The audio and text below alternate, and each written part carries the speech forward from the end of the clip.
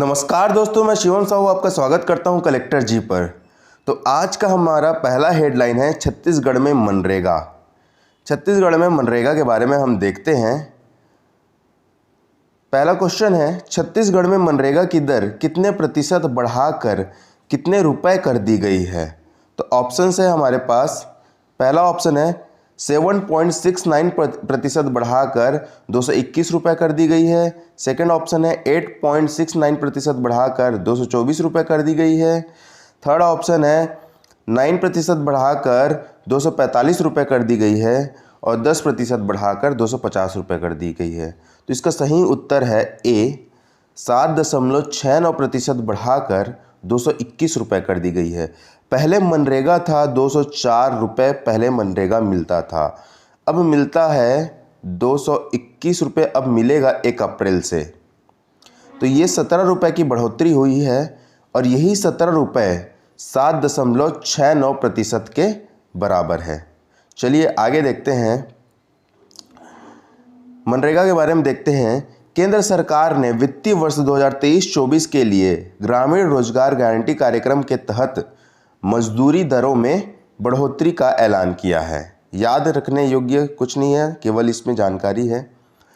हरियाणा में दैनिक मजदूरी सबसे अधिक 357 रुपये सबसे अधिक है, इसलिए इसे याद रखना है। 357 रुपये हरियाणा में सबसे अधिक है, जबकि मध्य प्रदेश और छत्तीसगढ़ में सबसे कम 221 रुपये प्रतिदिन है।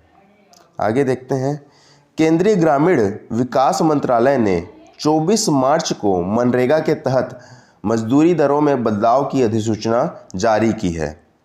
अधिसूचना महात्मा गांधी राष्ट्रीय ग्रामीण रोजगार गारंटी अधिनियम मनरेगा 2005 की धारा 6(1) के तहत जारी की है। ठीक है नहीं, यह अधिनियम कब का अधिनियम है? 2005 का अधिनियम है और धारा 6(1) के तहत यह अधिसूचना जारी की गई है।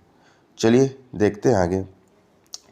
पिछले वर्ष की तुलना में राजस्थान में मजदूरी में सर्वाधिक प्रतिशत की बढ़ोतरी दर्ज की गई है।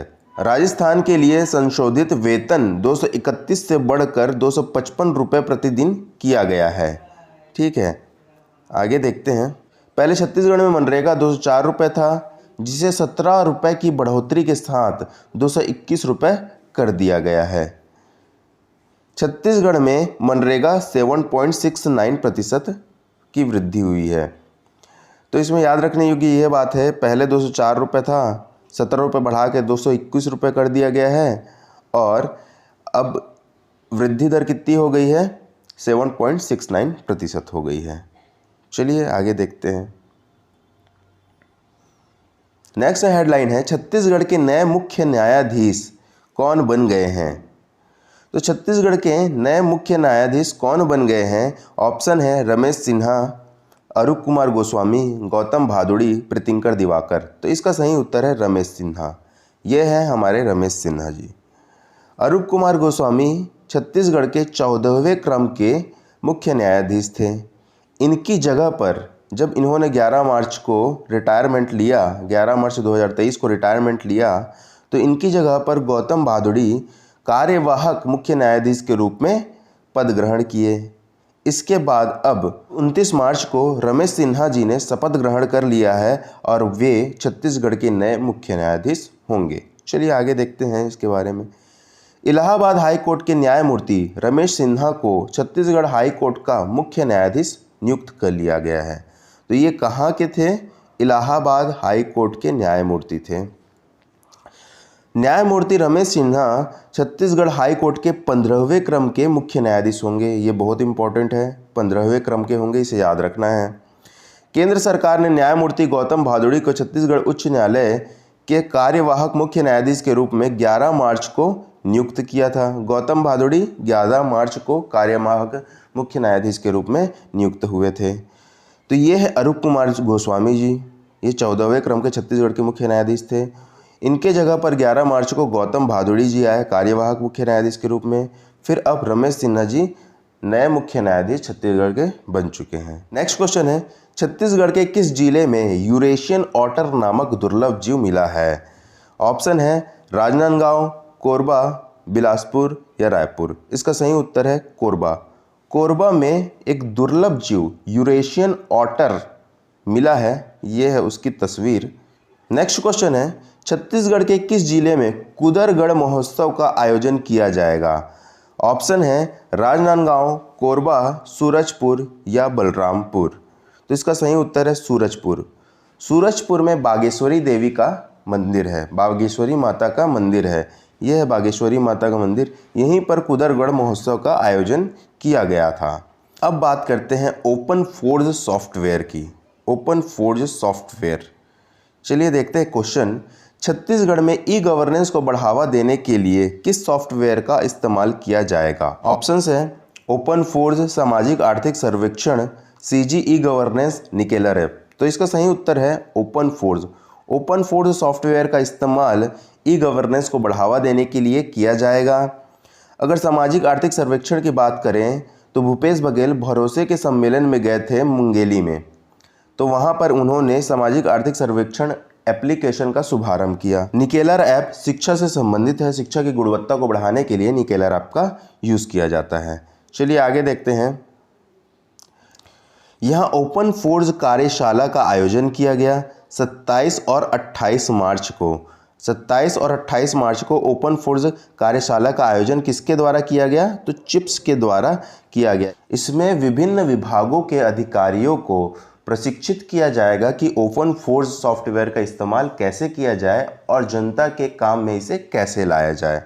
तो यह कार्यशाला 2 दिवसीय कार्यशाला होगी। इस कार्यशाला का मुख्य उद्देश्य राज्य के नागरिकों तक सूचना प्रौद्योगिकी क्षेत्र के तकनीकों के लाभ पहुंचाना है। अर्थात राज्य के नागरिकों तक सूचना और प्रौद्योगिकी संबंधित जो भी तकनीकें विकसित की जाएंगी उसका लाभ और उसकी जानकारी राज्य की जनता तक पहुंचाना इस कार्यशाला का उद्देश्य है।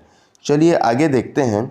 रायपुर में महिलाओं के लिए आयोजित 10 का दम तीरंदाजी प्रतियोगिता में किसने स्वर्ण पदक हासिल किया है? ऑप्शन है तुलेश्वरी खुसरो, अंजिता गोपेश साहू, रंजना साहू, माहिरा खान। तो इसका सही उत्तर है तुलेश्वरी खुसरो। बिलासपुर की तुलेश्वरी खुसरो ने 10 का दम तीरंदाजी प्रतियोगिता में स्वर्ण पदक हासिल कर लिया है। अंजिता गोपेश साहू की बात करें तो इन्हें स्वच्छ सुजल शक्ति सम्मान से सम्मानित किया गया था। रंजना साहू की बात करें तो ये धमतरी के विधायक हैं जिन्हें उत्कृष्ट विधायक का सम्मान प्राप्त हुआ है। माहिरा खान की बात करें तो इन्हें राष्ट्रीय युवा सांसद महोत्सव में तृतीय स्थान प्राप्त हुआ था। तो इन्हें भी आप याद रखिए। चलिए आगे देखते हैं। रायपुर में महिलाओं के लिए आयोजित 10 का दम तीरंदाजी प्रतियोगिता में खेल अकादमी बिलासपुर की तुलेश्वरी खुसरो ने गोल्ड मेडल प्राप्त किया है। चलिए आगे देखते हैं। अब देख लेते हैं पिछले क्लास का रिवीजन।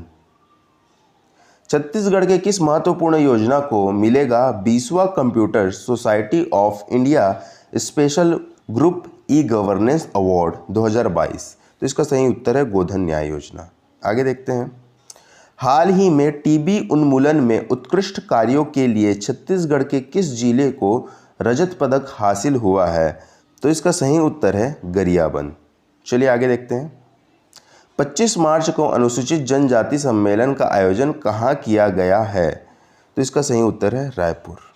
चलिए आगे देखते हैं। छत्तीसगढ़ में पोषण पखवाड़ा मिलेट्स त्यौहार का आयोजन कब से कब तक किया जा रहा है? तो इसका सही उत्तर है 20 मार्च से 3 अप्रैल तक। चलिए आगे देखते हैं। उड़ीसा में आयोजित अखिल भारतीय सिविल सर्विसेज शतरंज प्रतियोगिता 2022-23 में छत्तीसगढ़ से किसने रजत पदक हासिल किया है? तो इसका सही उत्तर है ए और बी दोनों, उषा चटर्जी, अफसा परवीन। चलिए आगे देखते हैं।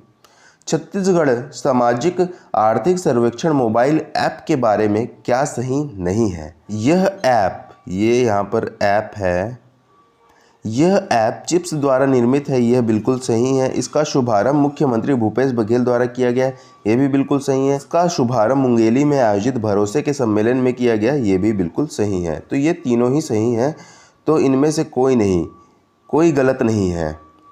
आज की क्लास में बस इतना ही। कल फिर मिलते हैं नए करंट अफेयर के साथ, नए बदलाव के साथ। धन्यवाद।